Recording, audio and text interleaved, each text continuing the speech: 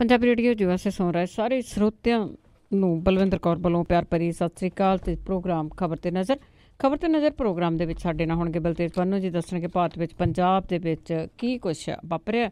ਖਬਰਾਂ ਤੇ ਨਜ਼ਰ ਮਾਰਾਂਗੇ। ਖਬਰਾਂ ਤੋਂ ਪਹਿਲਾਂ ਧੰਨਵਾਦ ਕਰਨਾ ਚਾਹੁੰਦੇ ਸਾਡੇ ਸਪਾਂਸਰਸ ਦਾ, ਜਿਨ੍ਹਾਂ ਨੇ ਇਸ ਪ੍ਰੋਗਰਾਮ ਨੂੰ ਸਪਾਂਸਰ ਕੀਤਾ।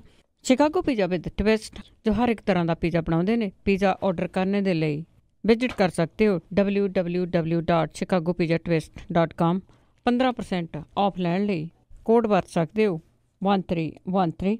ਅਵਤਾਰ Singh, Ranjit Kaur Sidhu Bakersfield, Sodhi Singh Sacramento, Sarabjit Singh Shokar Turlock, Gurdawar Singh, Manjit Kaur Yuba City, Sukhwinder Singh, Jasvir Kaur Fremont, Bahadur Singh Gill Fowler, Satnam Singh Shergill Selma, Gurdeep Singh Birdi Clovis, Khalsa insurance agency ਸੈਨੋਜੇਤੋ, ਜਿਨ੍ਹਾਂ ਦਾ ਫੋਨ ਨੰਬਰ 4082722500। ਬਹੁਤ ਬਹੁਤ ਧੰਨਵਾਦ ਕਰਦੇ ਹਾਂ ਪ੍ਰੋਗਰਾਮ ਨੂੰ ਸਪਾਂਸਰ ਕੀਤਾ, ਸਭ ਤੱਕ ਪਹੁੰਚਾਇਆ। ਸਾਡੇ ਨਾਲ ਜੁੜ ਚੁੱਕੇ ਨੇ ਬਲਤੇਜ ਪੰਨੂ ਜੀ, ਸਤਿ ਸ਼੍ਰੀ ਅਕਾਲ, ਸਵਾਗਤ ਹੈ ਜੀ। ਧੰਨਵਾਦ ਜੀ, ਬਹੁਤ ਮਿਹਰਬਾਨੀ। ਹਾਂ, ਤੇ ਗੱਲ ਕਰਦੇ ਹਾਂ ਜੀ, ਜਿਸ ਤਰ੍ਹਾਂ ਹੁਣ ਹਿੰਦੁਸਤਾਨ ਪੂਰੇ ਦੀ ਗੱਲ ਕਰ ਲਓ ਕਿ ਜਿਹੜੇ ਇੱਥੇ ਸਿਆਸੀ ਡਰਾਮੇ ਬਹੁਤ ਜ਼ਿਆਦਾ ਹੁੰਦੇ ਆ, ਕੰਮ ਕੋਈ ਨਹੀਂ ਹੁੰਦਾ, ਲੋਕ ਇਹਨਾਂ ਨੂੰ ਚੁਣ ਕੇ ਭੇਜਦੇ ਹੈਗੇ ਆ। ਹੁਣ ਕਰਨਾਟਕਾ ਦੀ ਜੇ ਗੱਲ ਕਰੀਏ ਤਾਂ ਉੱਥੇ ਸਿਆਸੀ ਡਰਾਮਾ ਜਾਰੀ। ਬਿਲਕੁਲ ਜੀ, ਐਕਚੁਅਲੀ ਕਰਨਾਟਕਾ ਦੇ ਵਿੱਚ ਜਦੋਂ ਪਿਛਲੀਆਂ ਵਿਧਾਨ ਸਭਾ ਚੋਣਾਂ ਹੋਈਆਂ ਸੀ ਤਾਂ ਉਦੋਂ ਜਿਸ ਤਰੀਕੇ ਦੇ ਨਾਲ ਖਰੀਦੋ ਫਰੋਖਤ ਕਰਨ ਦੀ ਕੋਸ਼ਿਸ਼ ਕੀਤੀ ਗਈ ਸੀ, ਉਹ ਗੱਲ ਤੇਰੇ ਨਹੀਂ ਸੀ ਜਿਹੜਾ ਦੀ ਉਹ ਚੜੀ। ਇੱਕ ਵਾਰੀ ਫੇਰ ਅਜਿਹਾ ਕੁਝ ਜਿਹੜਾ ਜੀ ਸਰਕਾਰ ਬਣਾਉਣ ਦੇ ਵਿੱਚ ਅਸਫਲ ਰਹੀ ਭਾਜਪਾ ਜਿਹੜੀ ਹੈ ਜੀ, ਉਹ ਦੁਬਾਰਾ ਸਾਰਾ ਕੁਝ ਜਿਹੜਾ ਜੀ ਉਹ ਕਰ ਰਹੀ ਹੈ। 2 ਆਜ਼ਾਦ ਵਿਧਾਇਕਾਂ ਨੇ ਸਰਕਾਰ ਤੋਂ ਹਮਾਇਤ ਵਾਪਸ ਲੈ ਲਈ ਆ, ਜਦੋਂ ਕਿ ਮੁੱਖ ਮੰਤਰੀ HD ਕੁਮਾਰ ਸਵਾਮੀ ਨੇ ਇਹ ਗੱਲ ਕਹੀ ਆ ਕਿ 7 ਮਹੀਨੇ ਪੁਰਾਣੀ ਉਹਨਾਂ ਦੀ ਸਰਕਾਰ ਨੂੰ ਕੋਈ ਖਤਰਾ ਨਹੀਂ ਹੈ। H ਨਾਗੇਸ਼ ਜਿਹੜਾ ਇੰਡੀਪੈਂਡੈਂਟ ਹੈ ਤੇ R ਸ਼ੰਕਰ ਜਿਹੜਾ KPJP ਪਾਰਟੀ ਦਾ ਉਹਦਾ ਹੈ ਜੀ, ਉਹਨੇ ਰਾਜਪਾਲ ਨੂੰ ਚਿੱਠੀ ਲਿਖ ਕੇ ਫੌਰੀ ਹਮਾਇਤ ਵਾਪਸ ਲੈਣ ਦੇ ਵਾਸਤੇ ਜਿਹੜਾ ਜੀ ਉਹ ਕਹਿ ਦਿੱਤਾ। ਇਹ ਮੁੰਬਈ ਦੇ ਇੱਕ ਹੋਟਲ ਦੇ ਵਿੱਚ ਦੋਵੇਂ ਜਿਹੜਾ ਜੀ ਉਹ ਰਹਿ ਰਹੇ ਆ। ਉੱਥੋਂ ਇਹਨਾਂ ਨੇ ਇੱਕੋ ਜਿਹੀਆਂ ਚਿੱਠੀਆਂ ਦੀ ਉਹ ਭਿਜਵਾਈਆਂ ਨੇ, ਮਤਲਬ ਕਿ ਇਹਨਾਂ ਨਹੀਂ ਲਿਖੀਆਂ, ਲਿਖਵਾਈਆਂ ਗਈਆਂ ਨੇ। ਕਾਂਗਰਸ ਦੇ 4 ਵਿਧਾਇਕਾਂ ਦੇ ਹੋਟਲ ਦੇ ਵਿੱਚ ਠਹਿਰਨ ਦੀਆਂ ਰਿਪੋਰਟਾਂ ਵੀ ਜਿਹੜੀਆਂ ਜੀ ਉਹ ਚੱਲ ਰਹੀਆਂ ਨੇ। 224 ਮੈਂਬਰੀ ਵਿਧਾਨ ਸਭਾ ਦੇ ਵਿੱਚ ਸੱਤਾਧਾਰੀ ਗੱਠਜੋੜ ਦੀ ਹਮਾਇਤ 118 ਜਿਹੜੀ ਜੀ ਉਹ ਰਹਿ ਗਈ ਆ, ਜਿਹੜੀ ਬਹੁਮਤ ਤੋਂ ਅਜੇ ਵੀ ਜ਼ਿਆਦਾ। ਵਿਧਾਨ ਸਭਾ ਚੋਣਾਂ ਦੇ ਵਿੱਚ ਭਾਜਪਾ ਨੂੰ 104, ਕਾਂਗਰਸ ਨੂੰ 79, ਜਨਤਾ ਦਲ ਸੈਕੂਲਰ ਨੂੰ 37 ਸੀਟਾਂ ਮਿਲੀਆਂ ਸੀ। ਬਸਪਾ, KPJP ਤੇ ਆਜ਼ਾਦ ਵਿਧਾਇਕਾਂ ਨੇ ਸੱਤਾਧਾਰੀ ਗੱਠਜੋੜ ਦੀ ਹਮਾਇਤ ਜਿਹੜੀ ਆ ਜੀ ਉਹ ਕੀਤੀ ਸੀ। ਮੁੱਖ ਮੰਤਰੀ ਕਹਿੰਦੇ ਆ ਕਿ ਮੈਨੂੰ ਆਪਣੀ ਸ਼ਕਤੀ ਦੇ ਉੱਤੇ ਪਤਾ ਹੈ ਕਿ ਮੇਰੀ ਸਰਕਾਰ ਜਿਹੜੀ ਆ ਸਥਿਰ ਹੈ, ਘਬਰਾਉਣ ਦੀ ਲੋੜ ਜਿਹੜੀ ਜੀ ਉਹ ਨਹੀਂ ਹੈ। ਦੂਜੇ ਪਾਸੇ ਕੇਂਦਰੀ ਮੰਤਰੀ DV ਸਦਾਨੰਦ ਗੌੜਾ ਨੇ ਇਹ ਗੱਲ ਕਹੀ ਹੈ ਕਿ ਜੇ ਕਾਂਗਰਸ JDS ਸਰਕਾਰ ਡਿੱਗਦੀ ਹੈ ਤਾਂ ਭਾਜਪਾ ਸਰਕਾਰ ਬਣਾਉਣ ਦਾ ਦਾਅਵਾ ਪੇਸ਼ ਜਿਹੜਾ ਜੀ ਉਹ ਕਰੂਗੀ। ਜਿੱਥੋਂ ਇਹ ਜਿਹੜਾ ਜੀ ਕਹਿ ਦੋ ਕਿ ਪਤਾ ਲੱਗ ਰਿਹਾ ਜੀ ਕਿ ਕੌਣ ਇਹਦੇ ਪਿੱਛੇ ਸਾਰੀ ਜਿਹੜੀ ਹੈ ਜੀ ਇਹ ਖੇਡ ਜਿਹੜੀ ਖੇਡ ਰਿਹਾ।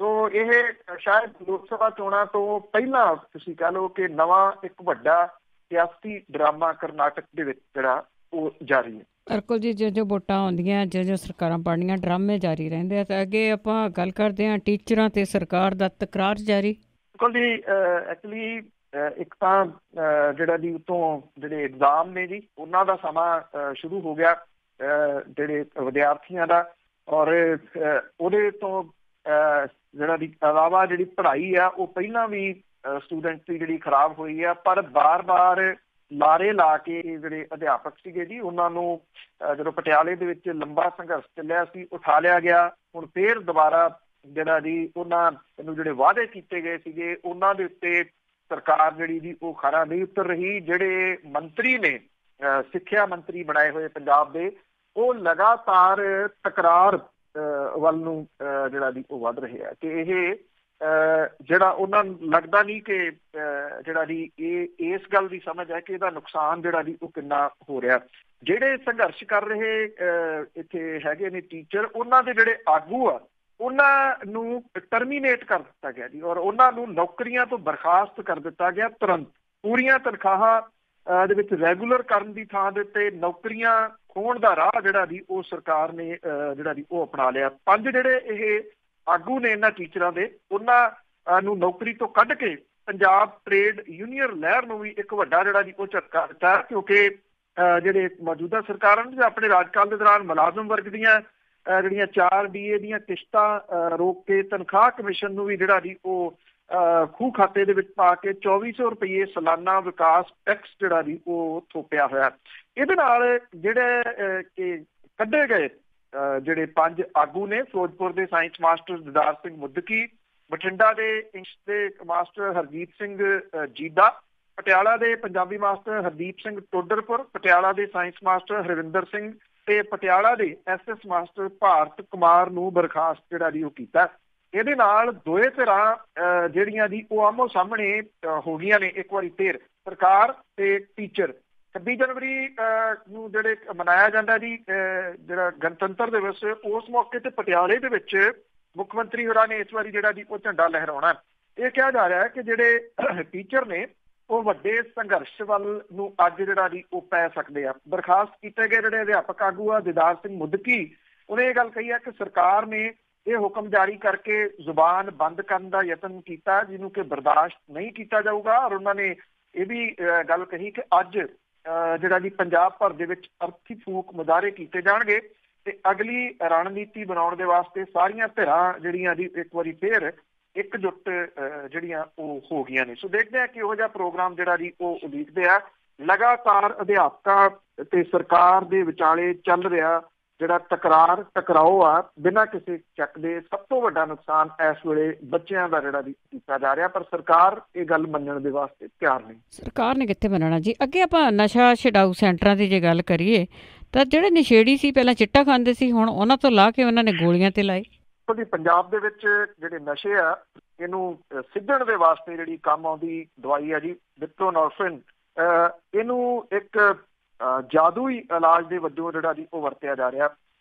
ਇਸ ਦਵਾਈ ਦੀ ਖਰੀਦ ਤੇ ਵੰਡ ਦੇ ਸੰਬੰਧੀ ਜਿਹੜੀ ਸਰਕਾਰ ਦੀ ਰਿਪੋਰਟ ਹੈ, ਜਿਹੜੀ ਇੱਕ ਗੁਪਤ ਰਿਪੋਰਟ ਹੈ, ਉਹ ਕਈ ਕਿਸਮ ਦੇ ਖੁਲਾਸੇ ਜਿਹੜੇ ਜੀ ਉਹ ਕਰਦੀ ਹੈ। ਹੈਰਾਨ ਕਰਨ ਵਾਲੇ ਆ ਜੀ। ਨਸ਼ਾ ਛਡਾਉਣ ਦੇ ਨਾਂ ਤੇ ਨੌਜਵਾਨਾਂ ਨੂੰ ਹੁਣ ਚਿੱਟੇ ਦੀ ਥਾਂ ਦੇ ਉੱਤੇ ਡਿਪਰੋਨੋਰਫਿਨ ਜਿਹੜੀ ਹੈ ਜੀ ਉਹਦੀ ਲੱਤ ਲਾ ਦਿੱਤੀ ਗਈ ਹੈ। ਪੰਜਾਬ ਦੇ ਫੂਡ ਤੇ ਡਰੱਗ ਪ੍ਰਸ਼ਾਸਨ ਦੇ ਮੁਤਾਬਕ 17 ਦੇ ਵਿੱਚ ਡਿਪਰੋਨੋਰਫਿਨ ਜਿਹੜੀ ਨੈਲੋਕਸੋਨ ਦੇ ਨਾਲ ਮਿਲਾ ਕੇ ਦੀਆਂ 6 ਕਰੋੜ ਗੋਲੀਆਂ ਦੀ ਖਪਤ ਹੋਈ ਸੀ। ਰਿਪੋਰਟ ਜਿਹੜੀ ਆ ਉਹ ਇਸ਼ਾਰਾ ਕਰਦੀ ਹੈ ਕਿ ਇਹ ਦਵਾਈ ਨਸ਼ੇੜੀ ਨੌਜਵਾਨਾਂ ਲਈ ਆਦਤ ਬਣਦੀ ਜਾ ਰਹੀ ਹੈ। ਅਫੀਮ ਤੋਂ ਤਿਆਰ ਹੁੰਦੀ ਇਹ ਦਵਾਈ ਮੋਰਫਿਨ ਨਾਲੋਂ 25 ਤੋਂ 40 ਗੁਣਾ ਵੱਧ ਜਿਹੜੀ ਹੈ ਜੀ ਉਹ ਪੇਨ ਕਿਲਰ ਹੈ ਔਰ ਇਹਦਾ ਅਸਰ ਲੰਮਾ ਚਿਰ ਰਹਿੰਦਾ ਹੈ। ਫਾਰਮਾਸਿਊਟੀਕਲ ਜਿਹੜੇ ਮਾਹਰ ਨੇ ਜੀ ਉਹ ਇਹ ਕਹਿੰਦੇ ਆ ਕਿ ਕੁਝ ਖਾਸ ਮੰਤਵਾਂ ਦੇ ਵਾਸਤੇ ਇਹਦੀ ਜਿਹੜੀ ਇਹਨਾਂ ਦੋਨਾਂ ਨੂੰ ਮਿਲਾ ਕੇ ਦਵਾਈ ਜਿਹੜੀ ਤਿਆਰ ਕਰਨ ਤੋਂ ਇਨਕਾਰ ਜਿਹੜਾ ਜੀ ਉਹ ਨਹੀਂ ਕੀਤਾ ਜਾ ਸਕਦਾ। ਦੂਜੇ ਪਾਸੇ ਇਹਦੀ ਜਿਹੜੀ ਰਿਪੋਰਟ ਇੱਕ FDA ਦੀ ਉਹ ਇਹ ਕਹਿੰਦੀ ਆ ਕਿ ਜਿਹੜੇ ਪ੍ਰਾਈਵੇਟ ਤੌਰ ਦੇ ਉੱਤੇ ਨਸ਼ਾ ਛਡਾਊ ਸੈਂਟਰ ਨੇ ਉਹਨਾਂ ਦੇ ਵੱਲੋਂ ਹਰ ਸਾਲ 6 ਕਰੋੜ ਗੋਲੀਆਂ ਦੀ ਵੰਡ ਜਿਹੜੀ ਹੈ ਜੀ ਉਹ ਕੀਤੀ ਜਾਂਦੀ ਹੈ ਔਰ ਇਹਦੇ ਵਿੱਚੋਂ ਅੱਧੀਆਂ ਗੋਲੀਆਂ ਦੀ ਖਪਤ ਜਿਹੜੀ ਆ ਉਹ ਸਿਰਫ 5 ਰਾਜਾਂ ਦੇ ਵਿੱਚ। ਇਹਦੇ ਵਿੱਚ ਲੁਧਿਆਣਾ ਸਿਖਰ ਤੇ ਹੈ ਜਿੱਥੇ ਜਨਵਰੀ 17 ਤੋਂ ਜੂਨ 18 ਦੇ ਦੌਰਾਨ 13 ਕੇਂਦਰਾਂ ਦੇ ਵਿੱਚ 1 ਕਰੋੜ 74 ਲੱਖ ਗੋਲੀਆਂ ਵੰਡੀਆਂ ਗਈਆਂ। ਘੱਟੋ ਘੱਟ 11 ਸੈਂਟਰ ਇਸ ਤਰ੍ਹਾਂ ਦੇ ਆ ਜੀ ਜਿੱਥੇ ਹਰ ਸਾਲ 15 ਲੱਖ ਤੋਂ ਵੱਧ ਗੋਲੀਆਂ ਦੀ ਖਪਤ ਹੋਈ ਹੈ। ਔਰ ਸਰਕਾਰ ਨੇ ਪਿਛਲੇ ਸਾਲ ਮੁਹਾਲੀ ਦੇ ਸੈਂਟਰ ਨੂੰ ਥੋਕ 'ਚ ਗੋਲੀਆਂ ਵੇਚਣ ਦੇ ਖੁਲਾਸੇ ਪਿੱਛੋਂ ਬੰਦ ਜਿਹੜਾ ਜੀ ਉਹ ਕੀਤਾ ਸੀਗਾ। ਹਾਲਾਂਕਿ ਦੋਸ਼ੀਆਂ ਦੇ ਖਿਲਾਫ ਕੋਈ ਜਿਹੜੀ ਦੀ ਉਹ ਕਾਰਵਾਈ ਨਹੀਂ ਹੋਈ। ਜਿਹੜੇ ਪ੍ਰਾਈਵੇਟ ਨਸ਼ਾ ਛਡਾਊ ਸੈਂਟਰ ਹੈ ਜੀ ਇੱਥੇ 10 ਗੋਲੀਆਂ ਵਾਲੇ ਪੱਤੇ ਦੀ ਕੀਮਤ 300 ਤੋਂ ਲੈ ਕੇ 400 ਰੁਪਏ ਦੇ ਵਿਚਾਲੇ ਹੈ।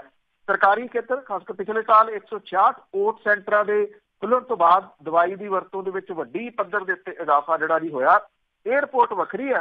ਦੂਜੀ ਰਿਪੋਰਟ ਜਿਹੜੀ ਹੈ ਜਿਹਦੇ ਵਿੱਚ ਜਿਹੜੀ STF ਹੈ ਉਹਦੇ ਮੁਖੀ ਇਹ ਕਹਿੰਦੇ ਆ ਕਿ ਪੰਜਾਬ ਦੇ ਵਿੱਚ ਸਿਰਫ 10% ਨਸ਼ਾ ਰਹਿ ਗਿਆ, 90% ਖਤਮ ਹੋ ਗਿਆ। ਉਹਨਾਂ ਨੇ ਇਹ ਵੀ ਦਾਅਵਾ ਜਿਹੜਾ ਜੀ ਕੱਲ ਕੀਤਾ ਹੈ ਕਿ ਇੱਥੇ ਕੋਈ ਜਿਹੜਾ ਪੰਜਾਬ ਦੇ ਵਿੱਚ ਮਗਰਮੱਛ ਨਹੀਂ ਗਾ, ਭਾਵ ਕਿ ਵੱਡਾ ਜਿਹੜਾ ਜੀ ਉਹ ਡਰੱਗ ਦਾ ਸਮਗਲਰ ਹੈ ਹੀ ਨਹੀਂ ਗਾ। ਕੰਮ ਹੀ ਜਿਹੜਾ ਜੀ ਉਹ ਤਕਰੀਬਨ ਨਿਬੇੜ ਦਿੱਤਾ ਕਿਉਂਕਿ ਨਾ ਰਹੇਗਾ ਬਾਂਸ ਨਾ ਵੱਜੂਗੀ ਬੰਸਰੀ। ਜਦੋਂ ਮੰਨਣਾ ਹੀ ਨਹੀਂ ਕੋਈ ਹੈਗਾ ਤੇ ਫੜਨਾ ਫੜਾਉਣਾ ਫਿਰ ਕੀ। ਬਿਲਕੁਲ ਜੀ। ਸਰਕਾਰ ਦਾ ਜਿਹੜੀ ਪਹਿਲੀ ਸੀ ਤਾਂ ਹੁਣ ਦੀ ਹੈਗੀ ਆ ਉਹਨਾਂ ਦਾ ਆਪਸ ਵਿੱਚ ਵਾਹਵਾ ਪਿਆਰ ਆ ਜੀ। ਮਗਰਮੱਛ ਸਾਰੇ ਹੀ ਮਰ ਚੁੱਕੇ ਆ। ਅੱਗੇ ਆਈਲੈਟਸ ਦੀ ਗੱਲ ਕਰੀਏ ਤੇ ਕੱਢ ਰਿਹਾ ਪੰਜਾਬੀਆਂ ਦਾ ਧੂੰਆਂ। ਉਹਦੀ ਐਕਚੁਅਲੀ ਇਹ ਕਹੇ ਜਾ ਰਿਹਾ ਜੀ ਕਿ ਜਿਹੜਾ ਇਹ ਬੈਂਡ ਨੇ, ਕਿੰਨੇ ਬੈਂਡ ਆਏ ਆ, ਉਹਨੇ ਬੈਂਡ ਜਿਹੜਾ ਜੀ ਉਹ ਵਜਾਇਆ ਹੋਇਆ ਪੰਜਾਬੀਆਂ ਦਾ। ਔਰ ਪੰਜਾਬ ਇਸ ਵੇਲੇ ਬਹੁਤ ਵੱਡੀ ਮੰਡੀ ਜਿਹੜੀ ਜੀ ਉਹ ਬਣ ਗਿਆ। ਇਹਨਾਂ ਇਹ ਆਈਲੈਟ ਦੀ ਜਿਹੜੇ ਕੋਚਿੰਗ ਸੈਂਟਰ ਨੇ ਥਾਂ ਥਾਂ ਦੇ ਉੱਤੇ, ਗਲੀਆਂ ਮੁਹੱਲਿਆਂ ਦੇ ਵਿੱਚ ਜਿਹੜੇ ਜੀ ਉਹ ਖੁੱਲ੍ਹੇ ਆ। ਜਿਹੜੀ ਮਿੰਨੀ ਬੱਸਾਂ ਦੇ ਵਿੱਚ ਵੱਡੀ ਭੀੜ ਜਿਹੜੀ ਹੈ ਜੀ ਉਹ ਆਈਲੈਟਸ ਕਰਨ ਵਾਲੇ ਪਾੜਿਆਂ ਦੀ ਹੁਣ ਹੁੰਦੀ ਆ, ਜਿਨ੍ਹਾਂ ਨੇ ਇਹ ਆਈਲੈਟਸ ਕਰਕੇ ਬਾਹਰ ਜਿਹੜਾ ਜੀ ਜਾਣਾ। ਮਾਲਵੇ ਦੇ ਵਿੱਚ ਵੀ ਹੁਣ ਜਿਹੜਾ ਜੀ ਦੁਆਬੇ ਜਿੰਨੇ ਲੋਕ ਚਲੇ ਗਏ ਆ ਜਾਂ ਜਾਣ ਦੇ ਵਾਸਤੇ ਤਿਆਰ ਨੇ, ਆਈਲੈਟ ਬੈਂਡ ਜਿਹੜੇ ਆ ਜੀ ਉਹ ਲੈਣ ਦੇ ਵਾਸਤੇ, ਉਹ ਕੁਛ ਵੀ ਕਰਨ ਦੇ ਵਾਸਤੇ ਜਿਹੜਾ ਜੀ ਉਹ ਤਿਆਰ ਨੇ। ਹਰ ਸ਼ਹਿਰ ਤੇ ਜਿਹੜਾ ਜੀ ਕਸਬਿਆਂ ਦੇ ਵਿੱਚ ਇਸ ਵੇਲੇ ਆਈਲੈਟ ਸੈਂਟਰ ਜਿਹੜੇ ਖੁੱਲ੍ਹੇ ਆ, ਜਿਹੜੇ ਪੰਜਾਬ ਦੀ ਕਿਸਾਨੀ ਤੇ ਜਵਾਨੀ ਨੂੰ ਬਹੁਤ ਮਹਿੰਗੇ ਜਿਹੜੇ ਜੀ ਉਹ ਪੈ ਰਹੇ ਆ। ਪੰਜਾਬ ਦੇ ਵਿੱਚ ਸਾਲਾਨਾ ਕਰੀਬ 1100 ਕਰੋੜ ਰੁਪਈਏ ਦਾ ਆਈਲੈਟਸ ਦਾ ਕਾਰੋਬਾਰ ਹੋਣ ਲੱਗਿਆ ਜੀ। 1100 ਕਰੋੜ ਰੁਪਈਏ ਦਾ ਸਾਲਾਨਾ। ਪੰਜਾਬ ਦੇ ਵਿੱਚੋਂ ਹਰ ਸਾਲ 3,36,000 ਨੌਜਵਾਨ ਆਈਲੈਟਸ ਦੇ ਵਿੱਚ ਬਹਿੰਦੇ ਆ ਤੇ ਇਕੱਲੀ ਆਈਲੈਟਸ ਦੀ ਜਿਹੜੀ ਰੀਖਿਆ ਇਹਦੇ ਫੀਸ ਦੇ ਵਿੱਚ ਸਾਲਾਨਾ 425 ਕਰੋੜ ਰੁਪਈਆ ਜਿਹੜਾ ਜੀ ਉਹ ਤਾਰਦੇ ਆ। ਔਰ ਬ੍ਰਿਟਿਸ਼ ਕੌਂਸਲ ਤੇ IDP ਜਿਹੜੀ ਹੈ ਜੀ ਪੰਜਾਬ ਚੰਡੀਗੜ੍ਹ ਦੇ ਵਿੱਚ 7 ਪ੍ਰੀਖਿਆ ਕੇਂਦਰ ਨੇ, ਜਿਹਦੇ ਵਿੱਚ ਬਠਿੰਡਾ, ਮੋਗਾ, ਲੁਧਿਆਣਾ, ਪਟਿਆਲਾ, ਅੰਮ੍ਰਿਤਸਰ, ਜਲੰਧਰ, ਚੰਡੀਗੜ੍ਹ ਸ਼ਾਮਲ ਹੈ। IDP ਦੇ ਦੇਸ਼ ਭਰ ਦੇ ਵਿੱਚ ਕੋਈ 40 ਪ੍ਰੀਖਿਆ ਸੈਂਟਰ ਨੇ ਔਰ ਹਰ ਕੇਂਦਰ ਦੀ ਸਮਰੱਥਾ ਜਿਹੜੀ 300 ਤੋਂ ਲੈ ਕੇ 700 ਸੀਟਾਂ ਦੀ ਹੈ। ਹਰ ਮਹੀਨੇ 4 ਵਾਰੀ ਟੈਸਟ ਹੁੰਦਾ। 500 ਸੀਟਾਂ ਦੇ ਮੰਨ ਲਈਏ ਤਾਂ ਹਰ ਮਹੀਨੇ ਪੰਜਾਬ ਦੇ 28,000 ਨੌਜਵਾਨ ਮੁੰਡੇ ਕੁੜੀਆਂ ਆਈਲੈਟਸ ਦੇ ਐਗਜ਼ਾਮ ਦਿੰਦੇ ਆ। ਆਈਲੈਟਸ ਦੀ ਜਿਹੜੀ ਫੀਸ ਆ ਉਹ 12,650 ਰੁਪਈਏ ਆ। 10 ਸਾਲ ਪਹਿਲਾਂ ਇਹ 7200 ਰੁਪਈਆ ਹੁੰਦੀ ਸੀਗੀ। IDP ਨੇ ਇਹ ਕਾਰੋਬਾਰ ਨੂੰ ਵੇਖਦਿਆਂ ਹੋਇਆ ਅਗਸਤ 12 ਦੇ ਵਿੱਚ ਬਠਿੰਡਾ ਦੇ ਵਿੱਚ ਵੀ ਇੱਕ ਜਿਹੜਾ ਜੀ ਐਗਜ਼ਾਮ ਸੈਂਟਰ ਜਿਹੜਾ ਉਹ ਸ਼ੁਰੂ ਕੀਤਾ ਸੀਗਾ। ਹਰ ਮਹੀਨੇ 35 ਕਰੋੜ ਤੇ 42 ਲੱਖ ਰੁਪਈਆ ਇਕੱਲੀ ਪ੍ਰੀਖਿਆ ਦੀ ਫੀਸ ਦੇ ਰੂਪ ਦੇ ਵਿੱਚ ਪੰਜਾਬ ਦਾ ਜਿਹੜਾ ਜੀ ਉਹ ਜਾ ਰਿਹਾ। ਕੋਚਿੰਗ ਸੈਂਟਰ ਦੇ ਜਿਹੜੇ ਪ੍ਰਬੰਧਕ ਜੀ ਉਹ ਕਹਿੰਦੇ ਆ 30 ਤੋਂ 35% ਨੌਜਵਾਨ ਆਈਲੈਟ ਪ੍ਰੀਖਿਆ ਪਾਸ ਕਰਨ ਦੇ ਵਿੱਚ ਸਫਲ ਜਿਹੜੇ ਆ ਜੀ ਉਹ ਹੁੰਦੇ ਆ। ਤੇ ਜਿਹੜੇ ਕੁਝ ਨੌਜਵਾਨ ਨੇ ਜੀ ਉਹ ਤਿੰਨ ਵਾਰੀ ਪ੍ਰੀਖਿਆ ਦੇਣ ਦੇ ਬਾਵਜੂਦ, ਐਗਜ਼ਾਮ ਦੇਣ ਦੇ ਬਾਵਜੂਦ ਲੋੜੀਂਦੇ ਬੈਂਡ ਜਿਹੜੇ ਆ ਜੀ ਉਹ ਹਾਸਲ ਨਹੀਂ ਕਰ ਸਕਦੇ। ਆਈਲੈਟ ਦੀ ਜਿਹੜੀ ਕੋਚਿੰਗ ਫੀਸ ਆ ਜੀ 5,000 ਤੋਂ ਸ਼ੁਰੂ ਹੋ ਕੇ 20,000 ਰੁਪਈਆ ਮਹੀਨੇ ਤੱਕ ਹੈ। ਔਰ ਪੰਜਾਬੀ ਮੀਡੀਅਮ ਸਕੂਲ ਦੇ ਨੌਜਵਾਨਾਂ ਨੂੰ 3 ਤੋਂ 4 ਮਹੀਨੇ ਕੋਚਿੰਗ ਲੈਣੀ ਪੈਂਦੀ ਹੈ। ਤੇ ਤੁਸੀਂ ਸਾਰਾ ਕੁਝ ਜਿਹੜਾ ਜੀ ਉਹ ਕੈਲਕੂਲੇਟ ਕਰਨਾ, ਕਿੰਨਾ ਜਿਹੜਾ ਜੀ ਉਹ ਆਉਂਦਾ। ਕੋਚਿੰਗ ਤੇ ਜਿਹੜੇ ਐਗਜ਼ਾਮ ਦੇਣ ਦੇ ਉੱਤੇ ਖਰਚਾ 50,000 ਰੁਪਈਏ ਦੇ ਵਿੱਚ ਪੈਂਦਾ। ਇਕੱਲਾ ਜਿਹੜਾ ਕੋਚਿੰਗ ਖਰਚਾ ਹੈ ਉਹ ਪਰ ਸਟੂਡੈਂਟ ਅੰਦਾਜ਼ਨ 20,000 ਰੁਪਈਏ ਜੇ ਮੰਨੀਏ ਤਾਂ ਹਰ ਸਾਲ ਜਿਹੜੇ ਐਗਜ਼ਾਮ ਦੇਣ ਵਾਲੇ 3,36,000 ਨੌਜਵਾਨ ਨੇ ਉਹ ਸਾਲਾਨਾ 672 ਕਰੋੜ ਰੁਪਈਆ ਕੋਚਿੰਗ ਸੈਂਟਰਾਂ ਦੀ ਫੀਸ ਭਰ ਦਿੰਦੇ ਆ ਜੀ। ਇੱਕ ਟਾਈਮ ਤਾਂ ਜਿਹੜਾ ਖਤਰਾ ਸੀ ਉਹ ਜਿਹੜਾ ਚੱਲਦਾ ਹੁੰਦਾ ਸੀ, ਗੱਲ ਚੱਲਦੀ ਸੀ ਕਿ ਬ੍ਰੇਨ ਡਰੇਨ ਤਾਂ ਜਿਹੜਾ ਹੋ ਗਿਆ ਜਾਂ ਹੋ ਰਿਹਾ, ਇਹ ਮਨੀ ਡਰੇਨ ਜਿਹੜਾ ਜੀ ਉਸ ਸੈਕਿੰਡ ਜਿਹੜਾ ਪੰਜਾਬ ਨੂੰ ਇਹ ਅਜਿਹੀ ਸੱਟ ਮਾਰੂਗਾ ਆਉਣ ਵਾਲੇ ਸਾਲਾਂ ਦੇ ਦੌਰਾਨ ਜਿਹੜੀ ਸ਼ਾਇਦ ਕਿਸੇ ਨੇ ਸੋਚੀ ਚਿਤਵੀ ਵੀ ਨਹੀਂ ਹੋਊਗੀ ਕਿ ਇਸ ਤਰ੍ਹਾਂ ਦਾ ਵੀ ਜਿਹੜੇ ਜੀ ਉਹ ਹਾਲਾਤ ਬਣ ਸਕਦੇ ਆ।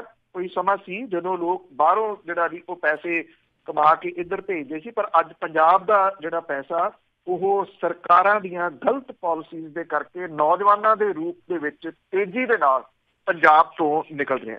ਬਿਲਕੁਲ ਜੀ, ਨੌਜਵਾਨੀ ਨੂੰ ਸਾਂਭਣ ਦਾ ਤੇ ਕੋਈ ਵੀ ਕੰਮ ਨਹੀਂ ਹੋ ਰਿਹਾ, ਸਪੈਸ਼ਲੀ ਪੰਜਾਬ ਦੇ ਵਿੱਚ, ਵੈਸੇ ਪੂਰੀ ਇੰਡੀਆ ਦੇ ਵਿੱਚ ਕੋਈ ਕੰਮ ਨਹੀਂ ਹੋ ਰਿਹਾ ਇਸ ਚੀਜ਼ ਦੇ ਲਈ।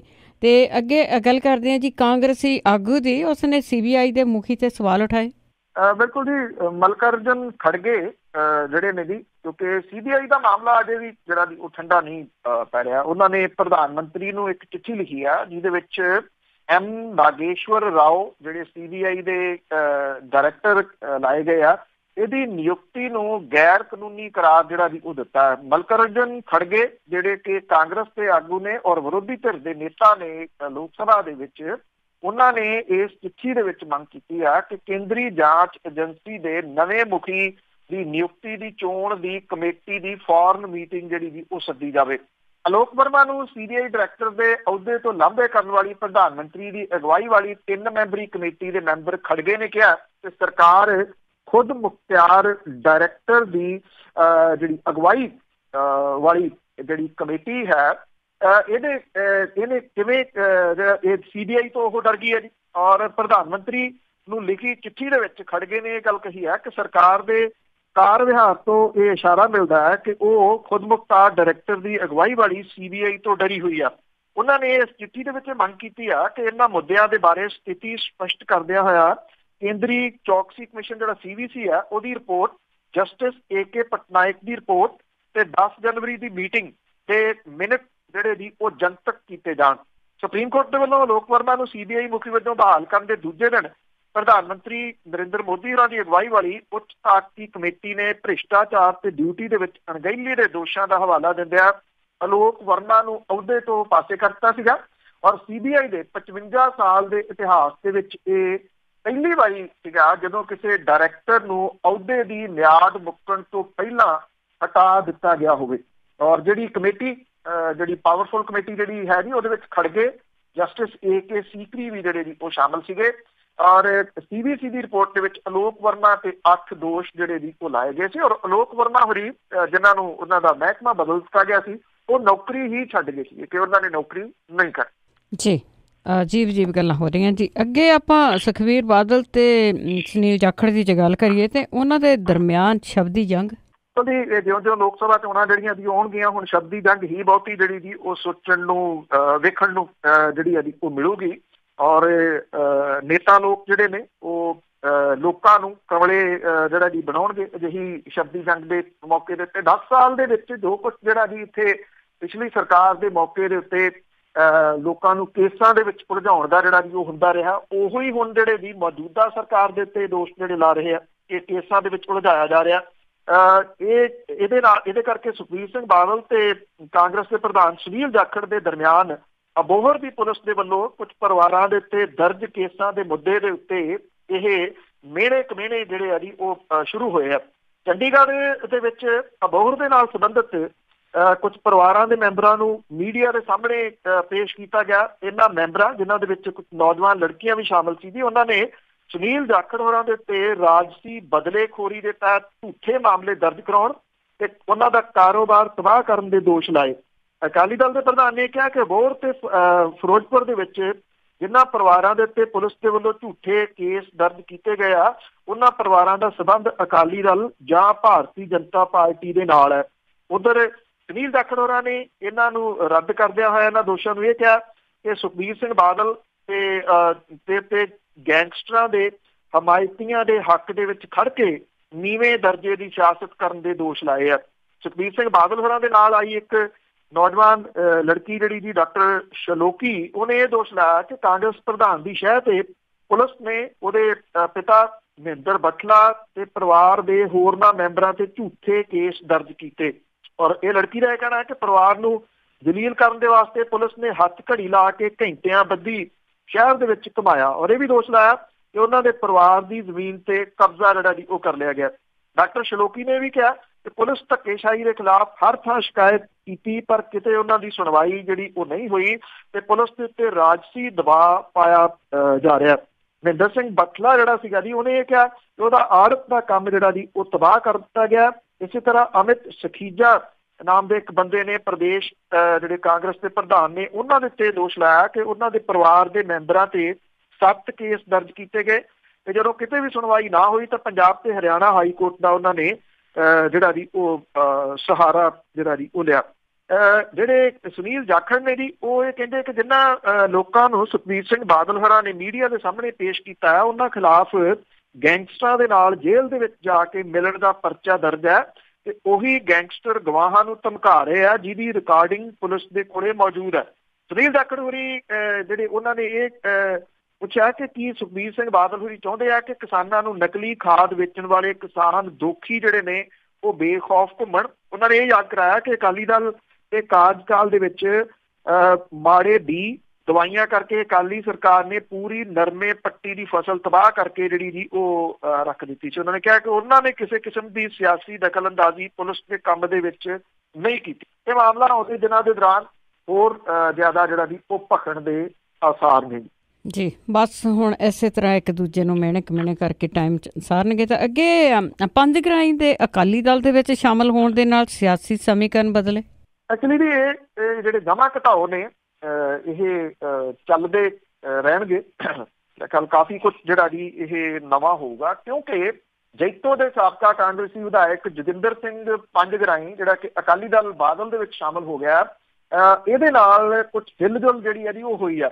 ਜਿਹੜੇ ਸਿਆਸੀ ਤੌਰ ਦੇ ਉੱਤੇ ਵਿਸ਼ਲੇਸ਼ਕ ਨੇ ਜੀ ਉਹ ਇਹਨੂੰ ਕਾਂਗਰਸ ਨੂੰ ਥੋੜਾ ਜਿਹਾ ਦਰਦ ਦੇ ਤੇ ਬਹੁਤੀ ਰਾਹਤ ਵਾਲਾ ਫੈਸਲਾ ਦੇ ਰਿਹਾ, ਔਰ ਅਕਾਲੀ ਦਲ ਦੇ ਵਾਸਤੇ ਇਹਨੂੰ ਸਿਰਦਰਦੀ ਸਹੇੜਨ ਵਾਲਾ ਫੈਸਲਾ ਜਿਹੜਾ ਜੀ ਉਹ ਮੰਨ ਰਹੇ ਆ। ਜੋਗਿੰਦਰ ਸਿੰਘ ਜਿਹੜੇ ਪੰਜਗਰਾਈ ਨੇ ਜੀ, ਉਹਨਾਂ ਦੇ ਹਮਾਇਤੀ ਉਹਨਾਂ ਦੇ ਇਸ ਫੈਸਲੇ ਨੂੰ ਸੁਸਾਈਡ, ਸਿਆਸੀ ਸੁਸਾਈਡ ਜਿਹੜਾ ਜੀ ਉਹ ਕਹਿ ਰਹੇ ਆ। ਪੱਲੇਦਾਰ ਮਜ਼ਦੂਰ ਯੂਨੀਅਨ ਦੇ ਰਾਹੀਂ ਸਿਆਸੀ ਪਿੜ 'ਚ ਆਉਣ ਵਾਲੇ ਜੋਗਿੰਦਰ ਸਿੰਘ ਪੰਜਗਰਾਈ 2007 ਦੇ ਵਿੱਚ ਗੁਰਦੇਵ ਸਿੰਘ ਬਾਦਲ ਨੂੰ ਹਰਾ ਕੇ ਪੰਜਗਰਾਈ ਹਲਕੇ ਤੋਂ ਕਾਂਗਰਸੀ ਵਿਧਾਇਕ ਬਣੇ ਸੀ। 12 ਦੇ ਵਿੱਚ ਉਹ ਰਾਖਵੇਂ ਹਲਕੇ ਜੈਤੋ ਤੋਂ ਫਿਰ ਬਣੇ। 13 ਦੇ ਵਿੱਚ ਉਹ ਡਿਸਟ੍ਰਿਕਟ ਕਾਂਗਰਸ ਦੇ ਪ੍ਰਧਾਨ ਬਣੇ। ਲੋਕ ਸਭਾ ਦੇ ਵਿੱਚ ਜਿਹੜੀਆਂ 2014 ਦੀਆਂ ਚੋਣਾਂ ਦੇ ਵਿੱਚ ਕਾਂਗਰਸ ਦੀ ਟਿਕਟ ਦੇ ਉੱਤੇ ਲੜੇ, ਪਰ ਆਮ ਆਦਮੀ ਪਾਰਟੀ ਦੇ ਪ੍ਰੋਫੈਸਰ ਸਾਧੂ ਸਿੰਘ ਹੋਰਾਂ ਤੋਂ ਹਾਰ ਗਏ। 17 ਦੀਆਂ ਚੋਣਾਂ ਤੋਂ ਪਹਿਲਾਂ ਜੈਤੋ ਹਲਕੇ ਦੇ ਵਿੱਚ ਪਾਰਟੀ ਦੇ ਅੰਦਰ ਵਿਰੋਧ ਕਰਕੇ ਉਹਨਾਂ ਮਲੋਟ ਹਲਕੇ ਦੇ ਵਿੱਚ ਜਿਹੜੀ ਸੀ ਉਹ ਦਿਲਚਸਪੀ ਲੈਣੀ ਸ਼ੁਰੂ ਕਰਤੀ। ਉਹਨਾਂ ਨੂੰ ਟਿਕਟ ਭਦੌੜ ਹਲਕੇ ਤੋਂ ਮਿਲੀ। ਜੈਤੋ ਤੋਂ ਮੁਹੰਮਦ ਸਦੀਕ ਨੂੰ ਟਿਕਟ ਦੇ ਦਿੱਤੀ ਗਈ। ਕਾਂਗਰਸ ਭਦੌੜ ਵੀ ਹਾਰ ਗਈ ਤੇ ਜੈਤੋ ਵੀ ਹਾਰ ਗਈ, ਔਰ ਚੋਣ ਲੜਨ ਵਾਲਿਆਂ ਨੂੰ ਆਪੋ ਆਪਣੇ ਹਲਕਿਆਂ ਦੇ ਪਾਰਟੀ ਇੰਚਾਰਜ ਬਣਾਤਾ। ਪੰਜਗਰਾਈ ਜਿਹੜਾ ਸੀ ਉਹ ਭਦੌੜ ਨਾ ਟਿਕੇਗੀ, ਔਰ ਜਿਹਦੇ ਕਰਕੇ ਉਹ ਜੈਤੋ ਹਲਕੇ ਦੇ ਵਿੱਚ ਸਿਆਸੀ ਜਿਹੜੀਆਂ ਸੀਗੀਆਂ ਉਹ ਦਖਲਅੰਦਾਜ਼ੀ ਕਰਦੇ ਰਹੇ। ਔਰ ਇਹ ਵੀ ਕਿਹਾ ਜਾਂਦਾ ਕਿ ਮੁਹੰਮਦ ਸਦੀਕ ਹੋਰਾਂ ਦੇ ਧੜੇ ਨੇ ਇਹ ਬੁਰਾ ਮਨਾਇਆ ਤੇ ਕਈ ਵਾਰੀ ਹਾਈ ਕਮਾਂਡ ਦੇ ਕੋਲੇ ਜੋਗਿੰਦਰ ਸਿੰਘ ਪੰਜਗਰਾਈ ਹੋਰਾਂ ਦੀ ਸ਼ਿਕਾਇਤ ਵੀ ਕੀਤੀ, ਜਿਹਦੇ ਕਰਕੇ ਉੱਥੇ ਮੁਹੰਮਦ ਸਦੀਕ ਤੇ ਪੰਜਗਰਾਈ ਦੇ ਵਿਚਾਲੇ ਜਿਹੜਾ 36 ਦਾ ਅੰਕੜਾ ਸੀਗਾ ਜੀ ਉਹ ਜਾਰੀ ਰਿਹਾ। ਇਹ ਕਿਹਾ ਜਾ ਰਿਹਾ ਹੈ ਕਿ ਜਿਹੜੇ ਕੁਝ ਦਿਨ ਪਹਿਲਾਂ ਪੰਜਗਰਾਈ ਨੂੰ ਡਿਸਟ੍ਰਿਕਟ ਪ੍ਰਧਾਨਗੀ ਤੋਂ ਵੀ ਲਾਂਭੇ ਕਰ ਦਿੱਤਾ ਗਿਆ ਸੀ, ਇਸੇ ਹੀ ਜਿਹੜੀ ਕਸ਼ਮਕਸ਼ ਸੀ ਉਹਦੇ ਕਰਕੇ, ਜਿਹਦੇ ਕਰਕੇ ਪੰਜਗਰਾਈ ਜਿਹੜੇ ਆ ਜੀ ਉਹਨਾਂ ਨੇ ਪਾਲਾ ਬਦਲਣ ਦਾ ਮਨ ਬਣਾ ਲਿਆ। ਔਰ ਉਹ ਜਿਹੜੇ ਜੀ ਪੰਜਗਰਾਈ ਦੇ ਜਿਹੜੇ ਕੁੜਮ ਨੇ ਜੋਗਿੰਦਰ ਸਿੰਘ ਜਿੰਦੂ, ਉਹਨੇ ਅਕਾਲੀ ਦਲ ਦੇ ਵਿੱਚ ਉਹਨਾਂ ਦੀ ਸ਼ਮੂਲੀਅਤ ਜਿਹੜੀ ਜੀ ਉਹ ਕਰਾਈ। ਅਕਾਲੀ ਦਲ ਦੀ ਜਿਹੜੀ ਮੁਸ਼ਕਲ ਹੈ ਜੀ ਉਹ ਇਹਦੇ ਨਾਲ ਵੱਧ ਸਕਦੀ ਹੈ, ਕਿਉਂਕਿ ਇੱਕ ਤਾਂ ਫਰੀਦਕੋਟ ਤੋਂ ਪਰਮਜੀਤ ਕੌਰ ਗੁਲਸ਼ਨ ਜਿਹੜੇ ਨੇ ਉਹ ਚੋਣ ਲੜਦੇ ਰਹੇ ਆ। ਉਹਨਾਂ ਦਾ ਹੁਣ ਜਿਹੜਾ ਜੀ ਉਹ ਅਕਾਲੀ ਦਲ ਕੀ ਕਰੂਗਾ, ਇਹ ਵੀ ਕਿਹਾ ਜਾ ਰਿਹਾ ਕਿ ਉਹਨਾਂ ਦੇ ਮਤਭੇਦ ਅਕਾਲੀ ਦਲ ਦੇ ਨਾਲ ਇਹਨੂੰ ਲੈ ਕੇ ਹੋ ਗਿਆ। ਦੂਜੇ ਕਿਆਸੇ ਜਿਹੜੇ ਆ ਜੀ ਉਹ ਇਹ ਵੀ ਲੱਗ ਰਹੇ ਆ ਕਿ ਗੁਰਦੇਵ ਸਿੰਘ ਬਾਦਲ ਦੇ ਜਿਹੜਾ ਜੀ ਮੌਜੂਦਾ ਹਲਕਾ ਇੰਚਾਰਜ ਹੈ ਸੂਬਾ ਸਿੰਘ ਬਾਦਲ, ਉਹਦੀ ਨਾਰਾਜ਼ਗੀ ਵੀ ਅਕਾਲੀ ਦਲ ਨੂੰ ਜਿਹੜੀ ਆ ਉਹ ਝੱਲਣੀ ਪਊਗੀ। ਦੋਨਾਂ ਢੰਗਾਂ ਦੇ ਨਾਲ ਅਕਾਲੀ ਦਲ ਜਿਹੜਾ ਜੀ ਉਹ ਤੱਤੇ ਪਾਣੀ ਦੇ ਵਿੱਚ ਜਿਹੜਾ ਜੀ ਉਹ ਪੈ ਗਿਆ। ਔਰ ਇਹ ਵੀ ਕਿਹਾ ਜਾ ਰਿਹਾ ਕਿ ਜੋਗਿੰਦਰ ਸਿੰਘ ਪੰਜਗਰਾਈ ਦੇ ਬਹੁਤੇ ਸਾਥੀ ਵੀ ਉਹਨਾਂ ਦੇ ਨਾਲ ਅਕਾਲੀ ਦਲ ਦੇ ਵਿੱਚ ਸ਼ਾਮਲ ਨਹੀਂ ਹੋਏ, ਜਿਹਦੇ ਨਾਲ ਅਕਾਲੀ ਦਲ ਜਿਹੜਾ ਬਹੁਤਾ ਫਾਇਦੇ ਦੀ ਗੱਲ ਕਰ ਰਿਹਾ ਸੀਗਾ, ਉਹਨੇ ਆਪਣੇ ਪੁਰਾਣੇ ਜਿਹੜੇ ਸਾਥੀ ਨੇ ਉਹ ਚਾਹੇ ਪਰਮਜੀਤ ਕੌਰ ਗੁਲਸ਼ਨ ਹੋਰੀ ਹੋਣ ਤੇ ਚਾਹੇ ਜਿਹੜੇ ਵੀ ਸੂਬਾ ਸਿੰਘ ਹੋਰੀ ਹੋਣ, ਉਹਨਾਂ ਦੀ ਨਾਰਾਜ਼ਗੀ ਇਸ ਫਰੀਦਕੋਟ ਹਲਕੇ ਦੇ ਵਿੱਚ ਉਹਨੂੰ ਸ਼ਾਮਲ ਕਰਕੇ ਸਹੇੜ ਲਈ ਹੈ। ਬਸ ਦਿਖਾਉਣਾ ਹੀ ਹੁੰਦਾ ਆ ਵੀ ਸਾਡਾ ਮਨੋਬਲ ਉੱਚਾ ਹੋ ਜਾਵੇ।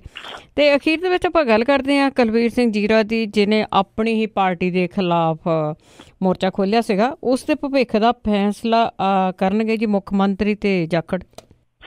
ਉਹਦੀ ਇਹ ਵਾਦ-ਵਿਵਾਦ ਜਿਹੜਾ ਜੀ ਉਹ ਇਸ ਵੇਲੇ ਸਿਰਦਰਦੀ ਬਣ ਰਿਹਾ ਕਾਂਗਰਸ ਦੇ ਵਾਸਤੇ। ਕੱਲ ਪੰਜਾਬ ਦੇ ਮੁੱਖ ਮੰਤਰੀ ਕੈਪਟਨ ਅਮਰਿੰਦਰ ਸਿੰਘ ਲੁਧਿਆਣੇ ਦੇ ਵਿੱਚ ਇੱਕ ਉਦਘਾਟਨ ਦੇ ਮੌਕੇ ਦੇ ਉੱਤੇ ਗਏ ਸੀ, ਔਰ ਉਹਨਾਂ ਨੇ ਮੀਡੀਏ ਤੋਂ ਦੂਰੀ ਬਣਾਈ ਰੱਖੀ।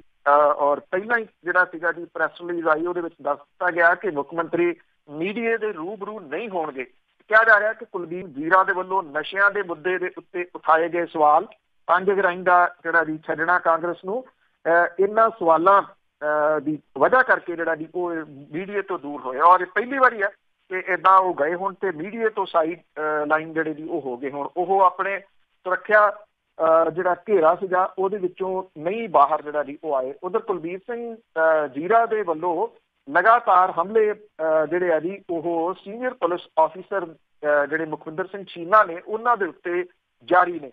ਪੁਲਿਸ ਨੇ ਜਿਹੜਾ ਜ਼ੀਰਾ ਦਾ ਨਿੱਜੀ ਸਹਾਇਕ ਹੈ ਜੀ ਉਹਨੂੰ ਇੱਕ ਪੁਰਾਣੇ ਮਾਮਲੇ ਦੇ ਵਿੱਚ ਕੱਲ ਚੁੱਕ ਲਿਆ, ਜਿਹਨੇ ਇਹਨਾਂ ਚੀਜ਼ਾਂ ਨੂੰ ਹੋਰ ਹਵਾ ਜਿਹੜੀ ਜੀ ਉਹ ਦਿੱਤੀ। ਇਹ ਕਿਸ ਪਾਸੇ ਵੱਲੋਂ ਕਹਾਣੀ ਜਿਹੜੀ ਉਸਾਰੀ ਜਾ ਰਹੀ ਹੈ।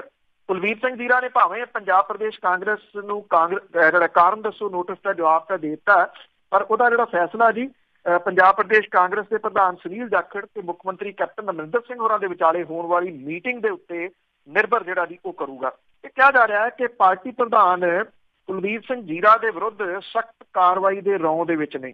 ਉਹਨਾਂ ਦਾ ਮੰਨਣਾ ਹੈ ਕਿ ਜੇ ਇਸ ਮਾਮਲੇ ਦੇ ਵਿੱਚ ਸਖਤੀ ਨਾ ਵਰਤੀ ਗਈ ਤਾਂ ਹੋਰ ਵਿਧਾਇਕ ਜਿਹੜੇ ਨੇ ਉਹ ਇਸ ਤਰ੍ਹਾਂ ਦੇ ਸਟੈਪ ਲੈਣ ਦੀ ਉਹਨਾਂ ਨੂੰ ਸ਼ਹਿ ਮਿਲੂਗੀ। ਇਸ ਸਮੱਸਿਆ ਨੂੰ ਰੋਕਣ ਦੇ ਵਾਸਤੇ ਕਾਰਵਾਈ ਜਿਹੜੀ ਹੈ ਉਹ ਜ਼ਰੂਰੀ ਹੈ। ਇਹਦੇ ਸੰਬੰਧੀ ਕਾਂਗਰਸ ਦੇ ਜਿਹੜੇ ਹਲਕੇ ਨੇ ਉਹਨਾਂ ਦੇ ਵਿੱਚ ਕਿਆਫੇ ਲਾਏ ਜਾ ਰਹੇ ਆ ਅਤੇ ਸਾਰੀ ਕਾਰਵਾਈ ਮੁੱਖ ਮੰਤਰੀ ਦੇ ਇਸ਼ਾਰੇ ਦੇ ਉੱਤੇ ਨਿਰਭਰ ਕਰਦੀ ਹੈ। ਇਹ ਵੀ ਕਿਹਾ ਜਾ ਰਿਹਾ ਕਿ ਫਿਰੋਜ਼ਪੁਰ ਰੇਂਜ ਦੇ IG ਮੁਖਵਿੰਦਰ ਸਿੰਘ ਚੀਨਾ ਪੁਰੀ ਜਿਹੜੇ ਦੀ ਉਹ ਮੁੱਖ ਮੰਤਰੀ ਨੂੰ ਮਿਲੇ ਤੇ ਉਹਨਾਂ ਦੇ ਕੋਲੇ ਆਪਣਾ ਪੱਖ ਜਿਹੜਾ ਉਹ ਪੇਸ਼ ਕੀਤਾ। ਕੈਪਟਨ ਅਮਰਿੰਦਰ ਸਿੰਘ ਹੋਰਾਂ ਨੇ ਮਾਝੇ ਦੇ 16 ਵਿਧਾਇਕਾਂ ਤੇ ਮੰਤਰੀਆਂ ਦੇ ਨਾਲ ਬਜਟ ਦੇ ਬਾਰੇ ਮੀਟਿੰਗ ਕਰਨੀ ਹੈ ਅੱਜ, ਔਰ ਇਹਦੇ ਵਿੱਚ ਪੰਜਾਬ ਪ੍ਰਦੇਸ਼ ਕਾਂਗਰਸ ਦੇ ਪ੍ਰਧਾਨ ਸੁਨੀਲ ਜਾਖੜ ਹੋਰੀ ਵੀ ਹਾਜ਼ਰ ਰਹਿਣਗੇ। ਇਹ 11 ਤੋਂ ਦੁਪਹਿਰ 1:30 ਵਜੇ ਤੱਕ ਜਿਹੜੀ ਦੀ ਉਹ ਚੱਲੂਗੀ। ਮੁੱਖ ਮੰਤਰੀ ਦੇ ਵਿਧਾਇਕਾਂ ਦੀ ਮੀਟਿੰਗ ਤੋਂ ਪਹਿਲਾਂ ਜਿਹੜੇ ਸੀਨੀਅਰ ਅਧਿਕਾਰੀ ਇਹਦੀ ਤਿਆਰੀ ਦੇ ਵਿੱਚ ਜਿਹੜੇ ਦੀ ਉਹ ਜੁਟੇ ਹੋਏ ਆ। ਜੇ ਕੁਲਬੀਰ ਜੀਰਾ ਦੇ ਖਿਲਾਫ ਸਖਤੀ ਕੀਤੀ ਜਾਂਦੀ ਹੈ ਤੇ ਇਹ ਫੇਰ ਵੀ ਕਾਂਗਰਸ ਨੂੰ ਜਿਹੜਾ ਤੱਤੇ ਪਾਣੀ ਚ ਪਾਊਗੀ। ਉਹਦਾ ਕਾਰਨ ਜਿਹੜਾ ਇਹ ਆ ਕਿ ਜਿਹੜੇ ਕੁਲਬੀਰ ਸਿੰਘ ਜੀਰਾ ਜੀ ਉਹਦੇ ਵੱਲੋਂ ਨਸ਼ਿਆਂ ਦਾ ਮੁੱਦਾ ਜਿਹੜਾ ਦੀ ਉਹ ਉਠਾਇਆ ਗਿਆ। ਤੋ ਨਸ਼ਿਆਂ ਦੇ ਮੁੱਦੇ ਦੇ ਉੱਤੇ ਜਿਹੜੀ ਕਾਂਗਰਸ ਹੈ ਸਰਕਾਰ ਹੈ ਜੀ ਉਹ ਫੇਰ ਘਿਰ ਸਕਦੀ ਆ। ਉਹ ਵੀ ਉਦੋਂ ਜਦੋਂ ਲੋਕ ਸਭਾ ਦੀਆਂ ਚੋਣਾਂ ਜਿਹੜੀਆਂ ਜੀ ਉਹ ਬਰੂਹਾਂ ਦੇ ਉੱਤੇ ਆਉਣ ਵਾਲੀਆਂ ਨੇ। ਨਸ਼ਿਆਂ ਦੇ ਮੁੱਦੇ ਨੂੰ ਲੈ ਕੇ ਹੀ ਜਿਹੜੀ ਕਾਂਗਰਸ ਦੀ ਸਰਕਾਰ ਹੈ ਇਹਦੇ ਅਗੇਂਸਟ ਲੜਨ ਦੇ ਵਾਸਤੇ ਉਹ ਹੋਂਦ ਦੇ ਵਿੱਚ ਆਈ ਸੀਗੀ। ਔਰ ਕੁਲਬੀਰ ਸਿੰਘ ਜੀਰਾ ਹੋਰਾਂ ਦੇ ਜਿਹੜੇ ਬਿਆਨ ਨੇ ਲੇਟੈਸਟ ਉਹਨਾਂ ਤੋਂ ਨਹੀਂ ਜਾਪਦਾ ਕਿ ਉਹ ਅਜੇ ਝੁਕਣ ਦੇ ਵਾਸਤੇ ਜਾਂ ਢਲਣ ਦੇ ਵਾਸਤੇ ਜਿਹੜਾ ਜੀ ਉਹ ਤਿਆਰ ਨੇ। ਪਰ ਸਵਾਲ ਇਹ ਆ ਕਿ ਕੀ ਜਿਹੜੀ ਸਰਕਾਰ ਹੈ ਉਹ ਆਪਣੇ ਸੀਨੀਅਰ ਆਫੀਸਰ ਦੇ ਖਿਲਾਫ ਕੋਈ ਕਾਰਵਾਈ ਜਿਹੜੀ ਜੀ ਉਹ ਕਰ ਸਕਦੀ ਹੈ? ਇਹ ਆਪਣੇ ਆਪ ਦੇ ਵਿੱਚ ਬਹੁਤ ਵੱਡਾ ਸਵਾਲ ਹੈ। ਅੱਜ ਜਿਹੜਾ ਜੀ ਬਹੁਤਾ ਕੁਛ ਇਹ ਸਾਹਮਣੇ ਆਊਗਾ ਕਿ ਸਰਕਾਰ ਜਿਹੜੀ ਹੈ ਜੀ ਕੁਲਬੀਰ ਸਿੰਘ ਜੀਰਾ ਦੇ ਬਾਰੇ ਦੇ ਵਿੱਚ ਫੈਸਲਾ ਲੈਂਦੀ। ਬਿਲਕੁਲ ਜੀ, ਕਾਰਵਾਈ ਤਾਂ ਬਿਲਕੁਲ ਨਹੀਂ ਕਰੂਗੀ। ਬਹੁਤ ਬਹੁਤ ਧੰਨਵਾਦ ਬਲਤੇਜ ਪੰਨੂ ਜੀ। ਮਿਹਰਬਾਨੀ ਜੀ, ਧੰਨਵਾਦ ਜੀ, ਸਤਿ ਸ਼੍ਰੀ ਅਕਾਲ। ਸਤਿ ਸ਼੍ਰੀ ਅਕਾਲ ਜੀ। ਤੇ ਸਰੋਤੇ ਸਨ ਬਲਤੇਜ ਪੰਨੂ ਜੀ ਸਾਡੇ ਨਾਲ ਜੁੜਦੇ ਨੇ, ਕਰਦੇ ਨੇ ਖਬਰਾਂ ਇਸੇ ਦੇ ਨਾਲ। ਅੱਜ ਤੱਕ ਖਬਰਾਂ ਦਾ ਬੁਲਟਨ ਇੱਥੇ ਸਮਾਪਤ। ਅਗਲੇ ਬੁਲਟਨ ਤੱਕ ਬਲਵਿੰਦਰ ਕੌਰ ਵੱਲੋਂ ਵੀ ਆਪ ਸਭ ਨੂੰ ਪਿਆਰ ਭਰੀ ਸਤਿ ਸ਼੍ਰੀ ਅਕਾਲ।